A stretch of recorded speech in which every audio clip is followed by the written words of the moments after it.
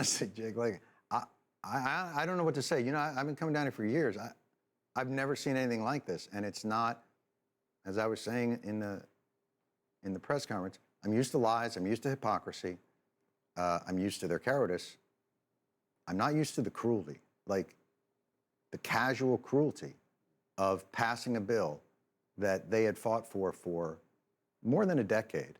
And look, there are Vietnam veterans on this bill. They've been fighting since the 60s and 70s, people that fought for us, that we all say we support the troops. To pass that bill for them, to give them that moment of exhale. By the way, their trial isn't over. That just means that maybe they'll get their health care, maybe their family get the benefits, maybe they won't have to decide between their chemo and their car. Right, they still might die. Well, a lot of them, unfortunately, you know, when you have cancer, a lot of these guys tell me, they live scan to scan. So they live in 3-month increments, right? And these guys are all, oh, don't worry, this is just procedural. It's a protest against an amendment. It's mandatory versus discretionary. It's all these nonsensical reasons to delay and deny when they passed the exact same bill on June 16th. Nothing's changed. So Pat Toomey, the Republican from Pennsylvania, he says he doesn't have, it's his amendment. You should say Patriot Pat Toomey. He prefers Patriot Pat Toomey. That's his given moniker. His amendment is the one that we're talking about. This is all held up over. That's correct. He says his amendment addresses how this $400 billion in the bill can be spent. He says as it's written, the money can be used for things unrelated to veterans. That's nonsense. And burn pit exposure. It's just utter nonsense. The Secretary of the VA has to go every year, even though it goes into a mandatory spending tranche where it comes to that. The VA Secretary still has to go in every year and explain the appropriation and the use. And the spending of the money is related to the bill. It's not a slush fund. Right. But if you want to talk about slush funds, if Senator Toomey wants to explain his fiscal conservatism, then why is it that he voted, you know, every year we vote for what's called the OCO. It's a $60 billion, $70 billion fund that goes on top of the $600 billion or $700 billion or $800 billion that the Pentagon already gets.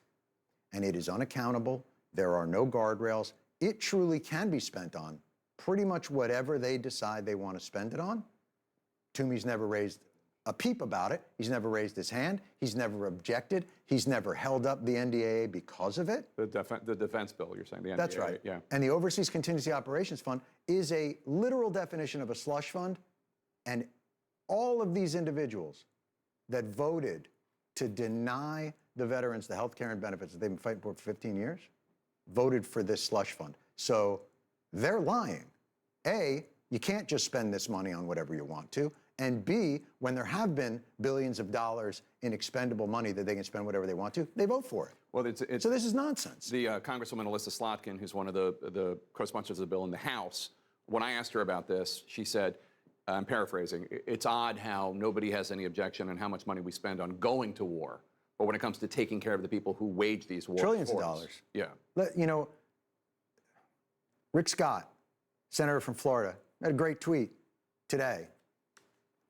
Glad to be here at the VSO to pack care packages for those and honor their service for how much they give to us. And then an hour later went on the floor and denied those veterans health care and benefits.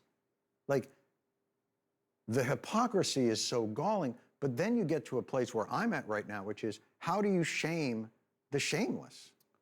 What will get through to them? The stories that you heard are heartbreaking. A gentleman today told me of someone who committed suicide. Rosie's husband attempted to take his own life based on his desperation with this system and this process of being denied care. And these guys, they act like, oh, don't worry. You know, maybe we'll get to it now. Maybe we'll get to it in the lame duck session. Some of these folks won't be around. They live scan to scan. So they can pretend to be on Senate time, but these other folks are on human time. And that time is precious. You know, Senate time, these guys all live to be 200 years old. They never lose their jobs. They always get their health care. Like, nothing matters to them. Nothing penetrates that bubble that they live in of procedural bullshit.